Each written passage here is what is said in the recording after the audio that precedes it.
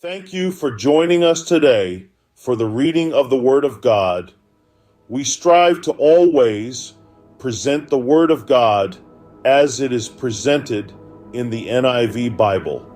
Keep us in your prayers as we pray for you all as we engage our Lord and Savior in this amazing journey in the reading of the Bible.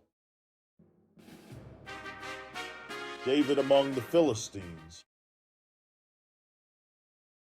But David thought to himself, "One of these days I will be destroyed by the hand of Saul. The best thing I can do is to escape to the land of the Philistines. Then Saul will give up searching for me anywhere in Israel, and I will slip out of his hand." So David and the 600 men with him left and went over to Achish, son of Maok, king of Gath. David and his men settled in Gath with Achish. Each man had his family with him, and David had his two wives, Ahinoam of Jezreel and Abigail of Carmel, the widow of Nabal. When Saul was told that David had fled to Gath, he no longer searched for him. Then David said to Achish, "If I have found favor in your eyes, let a place be assigned to me in one of the country towns, that I may live there. Why should your servant live in the royal city with you?" So on that day, Achish gave him Ziklag, and it has belonged to the kings of Judah ever since.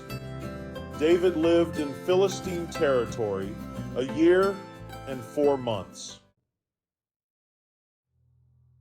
Now David and his men went up and raided the Geshurites, the Girzites, and the Amalekites.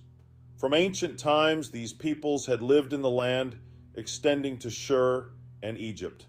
Whenever David attacked an area, he did not leave a man or woman alive, but took sheep and cattle, donkeys and camels, and clothes. Then he returned to Achish. When Achish asked, "Where did you go raiding today?" David would say, "Against the Negev of Judah," or "Against the Negev of Jerahmeel," or "Against the Negev of the Kenites." He did not leave a man or woman alive to be brought to Gath, for he thought they might inform on us and say, "This is what David did." And such was his practice as long as he lived in Philistine territory. Achish trusted David and said to himself, "He has become so obnoxious to his people, the Israelites, that he will be my servant for life." We invite you to take a moment and peruse the PDF attached to every video. These documents provide further enlightenment on the Word of God that we have covered together, and it underlines the importance of reading them for a deeper understanding.